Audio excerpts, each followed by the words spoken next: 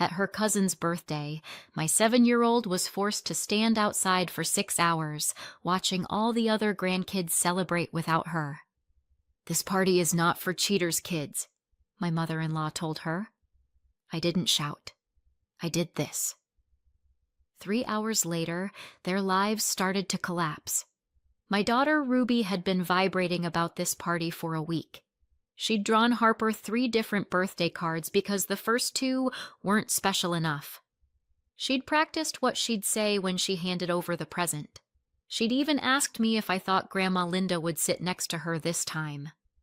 So as I walked up the familiar path to Linda's house that afternoon, I already had my standard pickup line loaded. "Did you have fun? Did you eat too much cake? Did you—" And then I saw her. She was standing on the side of the porch, right by the railing, not talking to anyone, not moving, just there, in the same blue dress I'd dropped her off in, hair still in the half-up style we'd done together that morning, party shoes, no coat. I lifted my hand and waved. "Hey, Bug." She didn't wave back. That shouldn't have been a big deal, but it was the first tiny crack. It wasn't freezing outside. No visible breath in the air, nothing dramatic. Just that damp, early spring chill that's fine for car to door, but miserable if you stand still in it long enough. Ruby's shoulders were hunched in a way I recognized from soccer fields. The "I'm cold, but no one told me I'm allowed to say it" hunch. I quickened my steps. "Ruby?" I tried again. She turned her head a little, like it took effort. Her face came into view in pieces. Flushed cheeks, but not from running around. Patchy redness around her eyes. The shiny look you get when you're out of fresh tears, but not out of feelings. Her lips were dry and pressed together. Up close, I saw her hands. She was holding them against the skirt of her dress, fingers curled, knuckles pink from cold. My stomach did a slow, heavy roll. "What are you doing out here?" I asked.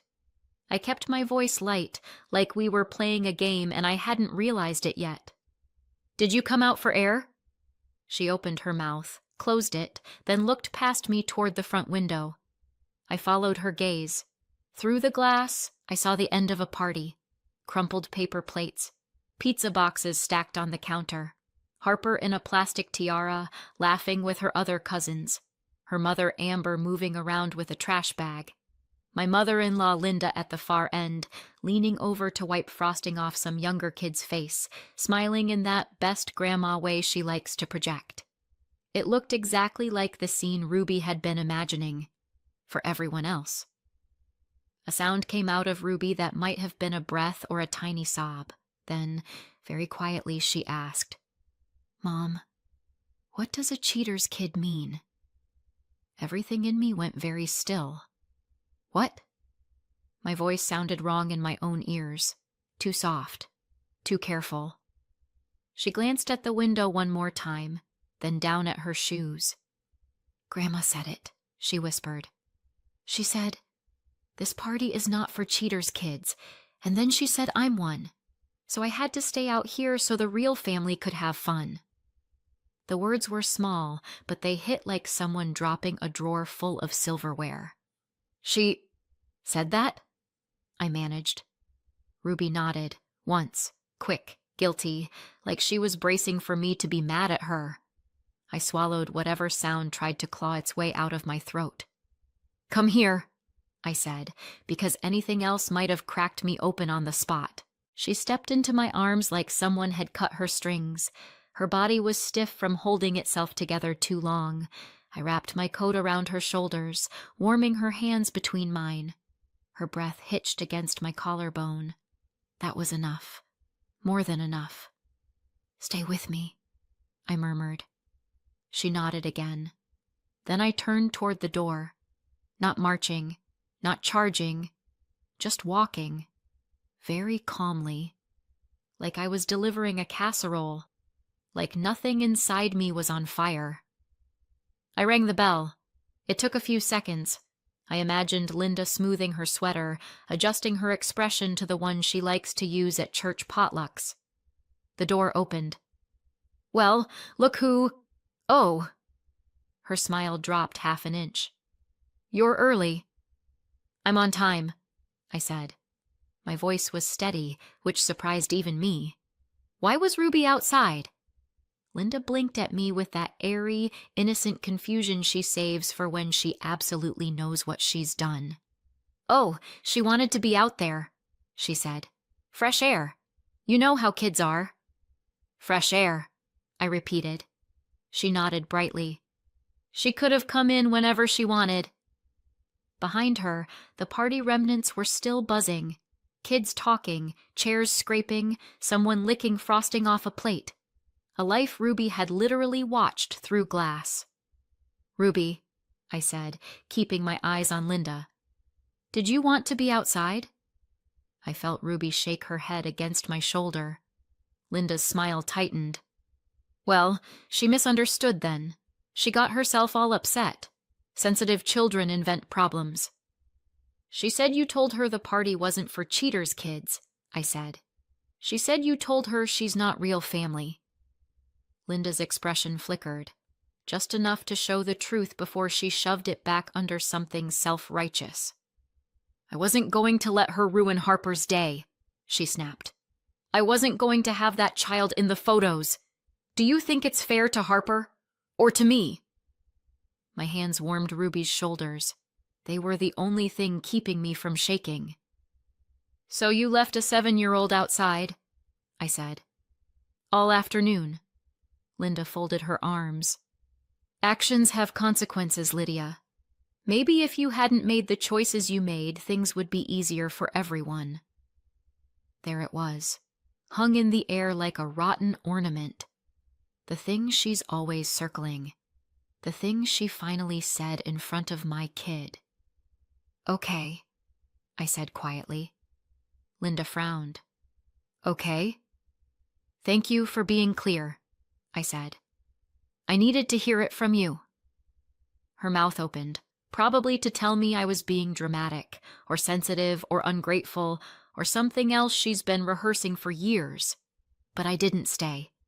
I turned, walked down her porch, held my daughter tighter. I didn't shout. I didn't cry. I strapped Ruby into her seat, tucked the blanket around her legs, and kissed the top of her head. Mom? She whispered. Are you mad? Not at you, I said. Never at you. Then who? I closed her door gently. I'll handle it, I said. She watched me through the window, eyes wide, trusting. I got behind the wheel, started the car, and pulled away from the curb with a calmness that felt almost surgical. I did something they didn't expect, and 3 hours later, their lives started to collapse. If you'd told me years ago that I would one day pull my daughter off a porch where she'd been exiled like a Victorian ghost child, I would have laughed, maybe cried a little from stress, and then reminded you that I'm not the kind of woman who ends up in that kind of family drama. But here we are. People always want to know when everything went wrong. The thing is, it didn't go wrong all at once. It went wrong the slow way, the quiet way. The way you don't notice until you're standing on a porch with a freezing 7-year-old asking what a cheater's kid is. So let me back up, but only far enough to make sense of the explosion. I met Miles at work. He's my husband now, which still feels strange to say out loud sometimes, considering the way it started. That's how this whole mess begins. Fluorescent lights, burnt coffee, terrible break room chairs, and a man with tired eyes and a polite smile that looked like it was held together by habit and caffeine. We were friendly coworkers first, the kind where you accidentally shine a flashlight into each other's souls during lunch breaks without quite meaning to. Then one evening, over lukewarm Chinese takeout, he said it. I should tell you something. I'm technically still in a relationship. In my head, alarms went off like a Vegas slot machine. In real life, I just nodded and took a sip of tea like I had emotional insurance. But he didn't flinch. It's basically over, he said. Has been for a long time. I told her. She didn't want to hear it. He said it the way people confess to crimes they never meant to commit. more tired than guilty. And I believed him, not because I'm naive, but because everything in him matched the story. The way he talked about her, the way he talked about himself, the way he looked so defeated every time he mentioned going home. Still, starting something with him felt like walking a tightrope over a canyon full of judgmental family members. Spoiler, that's exactly what it was. What I didn't know then, but learned later in pieces, like finding puzzle parts under a couch, was that his entire relationship with that woman wasn't built on romance. It was built on pressure. His mom loved her. His sister loved her. The neighborhood probably had embroidered throw pillows with her name on them. Miles, meanwhile, felt like a supporting character in his own life. "Everyone said I was lucky to have her," he told me once, in the tone of a man reciting a eulogy for a relationship he never chose. I didn't feel lucky. I felt drafted. Imagine dating someone because your entire extended family has already fallen in love with the idea of you two. Imagine trying to break up and being told, "Are you sure? Are you sure you're not making a mistake? She's perfect. You'll regret this." Imagine hearing that since you're old enough to vote. So yes, I was the first decision he made for himself. His first act of rebellion. His first, "I'm doing this because I want to, not because you told me to." And his family reacted. Well, exactly how you'd expect a family used to choreographing their children's lives to react. For the first month, I genuinely thought things might be okay. Linda greeted me politely. Amber even smiled at me. His parents asked normal questions. Nobody hissed, nobody threw holy water. It was fine. Then the cracks started. A joke here. A long silence there. A look that lingered half a second too long. Someone, teasingly, called me a homewrecker in the kitchen during a holiday dinner. I laughed because that's what women do when someone insults them in a tone too light to fight properly. They didn't stop. It wasn't dramatic, not yet. Not even mean. Just sharp. Off. Like they were measuring me against a ghost and I kept coming up short. It was around then, when the jokes stopped being jokes, that Miles finally told me the part he'd been avoiding. We were sitting in bed, the house quiet, the kind of moment where truths slip out because lies take too much air. "She wasn't just my girlfriend," he said. "She was my mom's best friend's daughter." It hit with an ugly click. Of course, Linda wasn't mourning a breakup. She was mourning a legacy, a story she'd rehearsed for years. "And she still talks to them," he added, rubbing the back of his neck. "But it's strained. She blames me. And you. She thinks losing them ruined everything." He said it apologetically, like he was confessing weather he couldn't control, which honestly he couldn't. He'd been raised to keep the peace, to make himself small so his mother's world stayed big. Standing up for me, and later Ruby, required a spine he hadn't grown yet. Then Ruby was born, and visiting Linda's house became a master class in subtle humiliation. Amber's daughter, Harper, was the golden grandchild. Always first. Always praised. Always front and center. And the ex's child, yes, the ex's, was treated like honorary royalty whenever his mother or grandmother came by. Linda lit up around him like he was proof she hadn't lost everything. Ruby hovered, close enough to be present, far enough to be forgotten. At birthdays, she'd be handed the last cupcake. At holidays, she sat at the edge of the couch while the special kids took the spotlight. At one gathering, I watched Linda lift the ex's toddler onto her hip while brushing past Ruby like she was part of the furniture. And I told myself, it's subtle. It's survivable. She would never actually hurt her. I told myself that right up until the day Ruby stood outside a locked door, waiting to be let back into a family that never planned to open it. And that's when everything truly broke. If you've never filed a police report on your mother-in-law, I don't recommend it, but I also kind of do. Urgent care was the first punch. The police station was the second. There's something about watching an officer write down your daughter's temperature and the phrase "forced to remain outside during family gathering" that makes the world tilt in this slow, surreal way.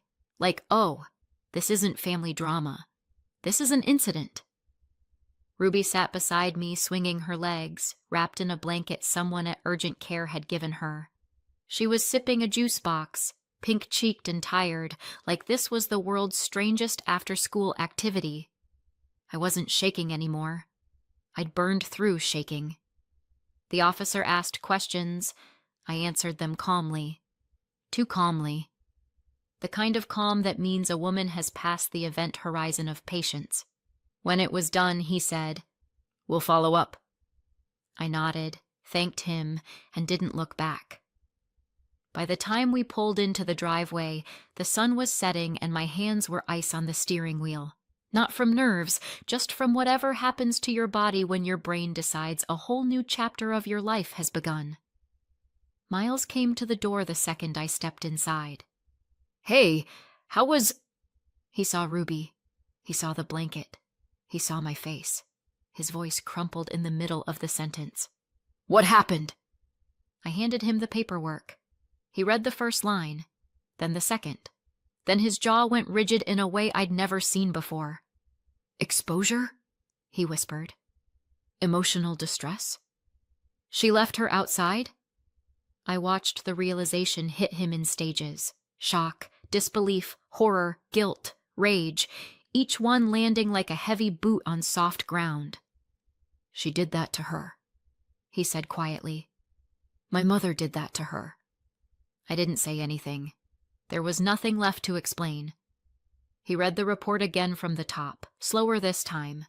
Then he set it down with a kind of trembling precision, like if he wasn't careful he'd snap the table in half. "Okay," he said. "Okay."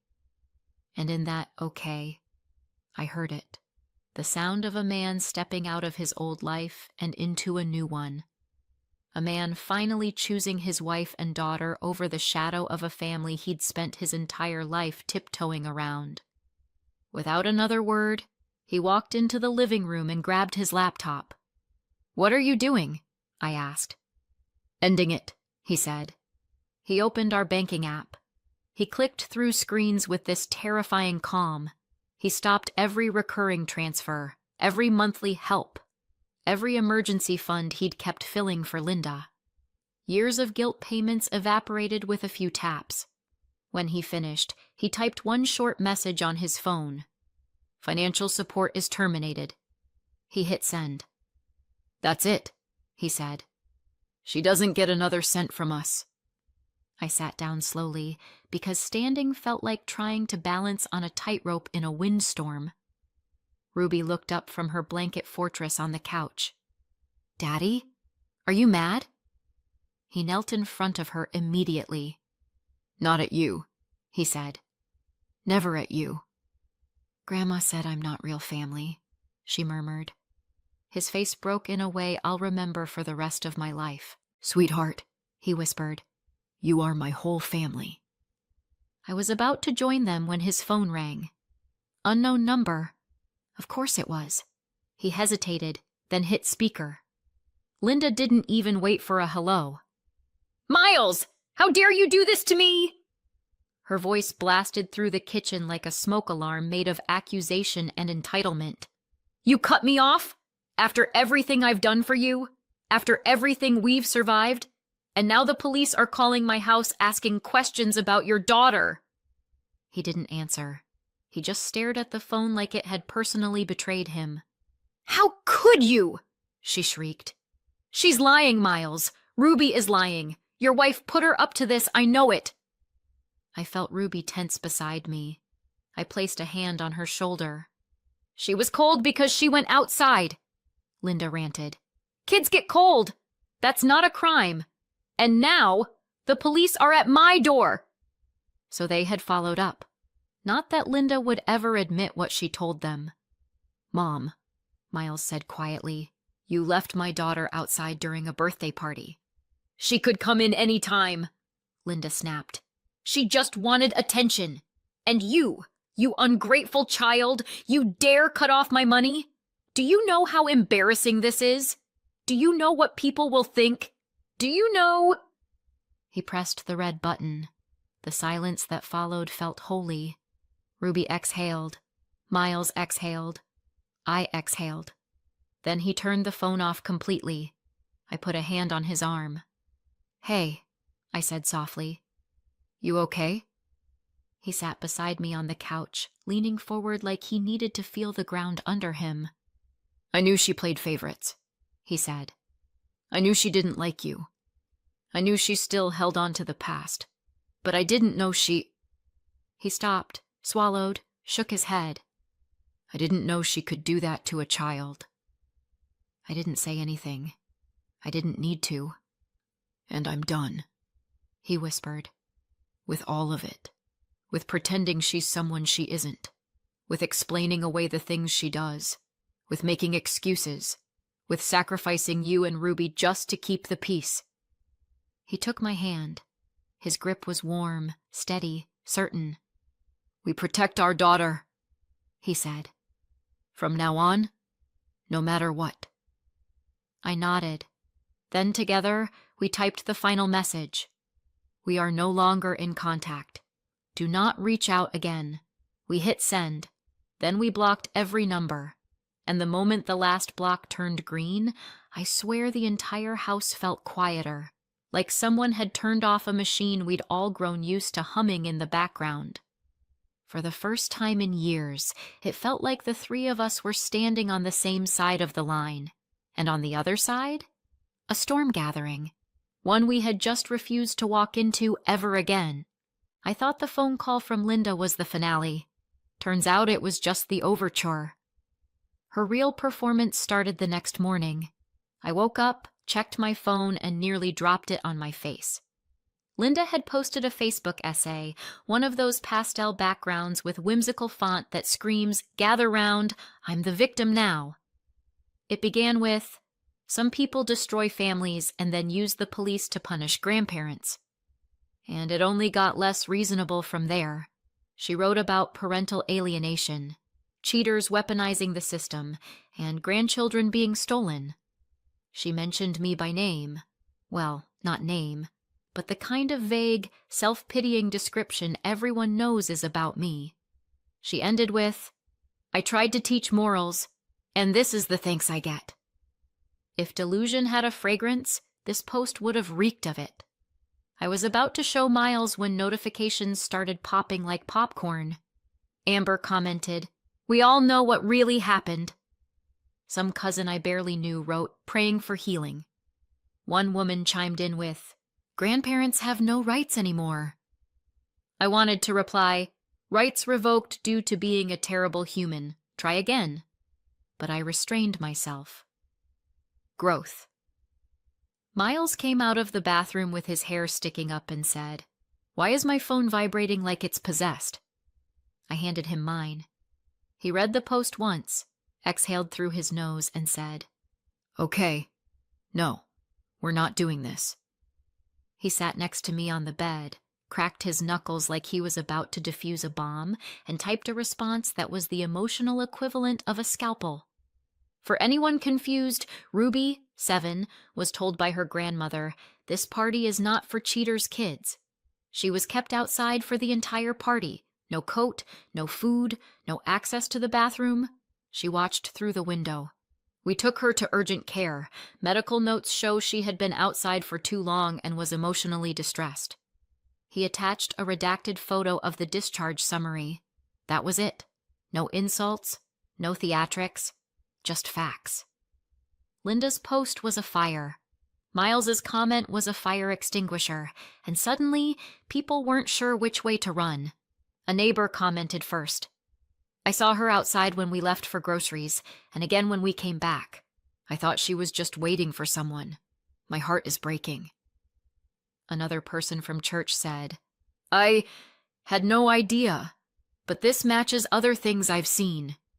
And then a relative, one who'd always stayed neutral, posted, "She's called my kids cheaters' kids during fights.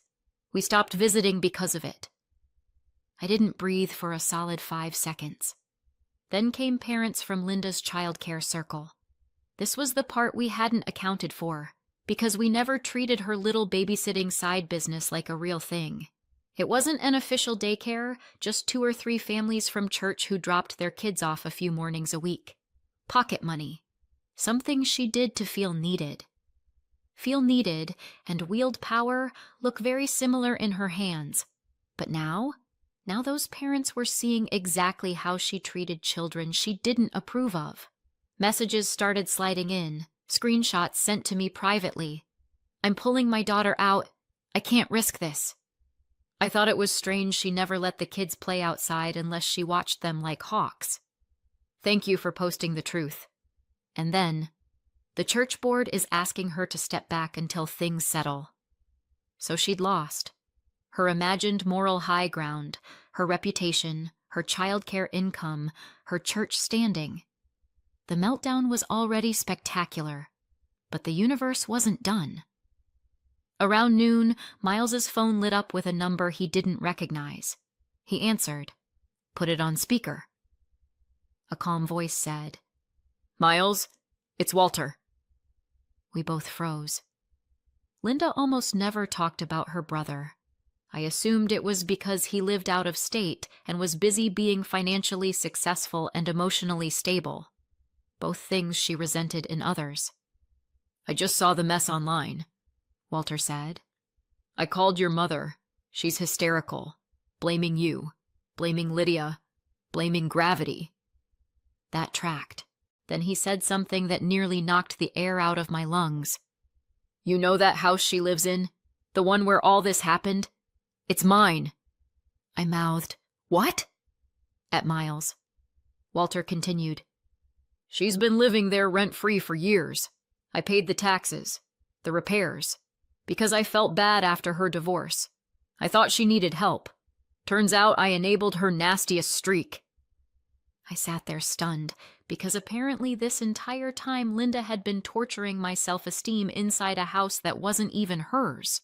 Walter wasn't finished. "I told her this morning she has 90 days to move out." Miles blinked. "You what?" "I'm reclaiming the property," Walter said. "She used my house to hurt a child. I won't be part of that." It was the most composed fury I'd ever heard from someone I'd never met. Then he said the sentence that changed everything. "I want that house to go to Ruby." My brain short-circuited. "What?" I blurted out louder than intended. Walter chuckled. "You're there? Good. Yes, I want the house transferred to Miles, and eventually to Ruby. She's the one who needs security, not Linda." He went on. "If a child was hurt on that porch, then the least I can do is make sure she's the one protected by it." I covered my face with my hands because suddenly there were too many emotions fighting for space.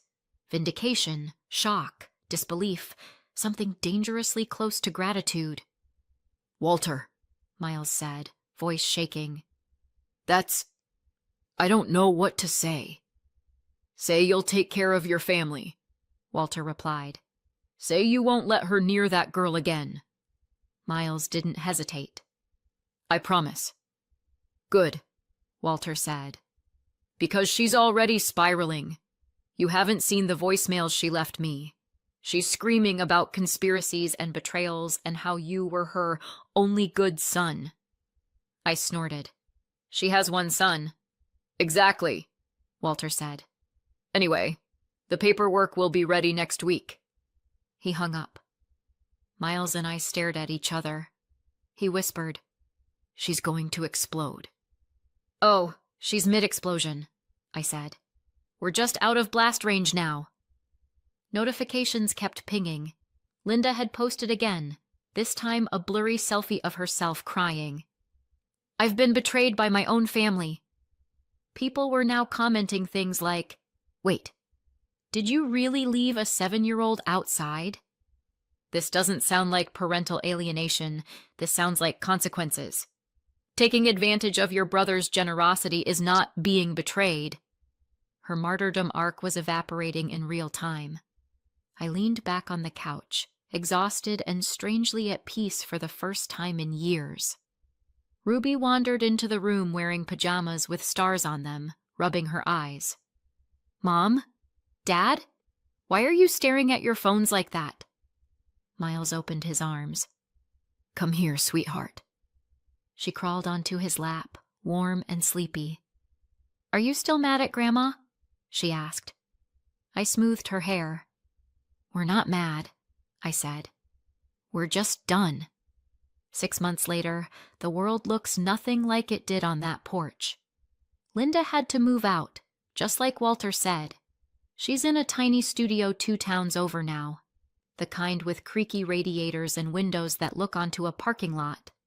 She lost most of her friends. Apparently, even the loyal ones scatter when the police call your house and Facebook calls your bluff. Amber didn't get spared either. Word spread. It always does. And suddenly, people knew she'd been part of everything. The whispers, the favoritism, the consequences.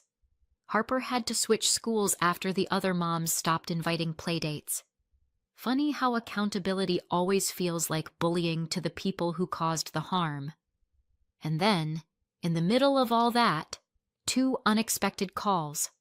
The ex, and her mother. Both apologizing, both horrified, both saying, "We never wanted this. We didn't know she'd gone this far." For once, I believed them. Meanwhile, Ruby is blooming. She laughs more, sleeps better, has a little group of friends who adore her. She goes to birthday parties where she's wanted, not tolerated. She never brings up her grandmother. Kids know when a chapter is closed. And us? We live in the house now, her old house. A place worth more than $300 grand, gifted because Walter decided it should protect Ruby instead of hurting her. So what do you think? Did we go too far? Or not far enough? Let me know in the comments. And subscribe for more.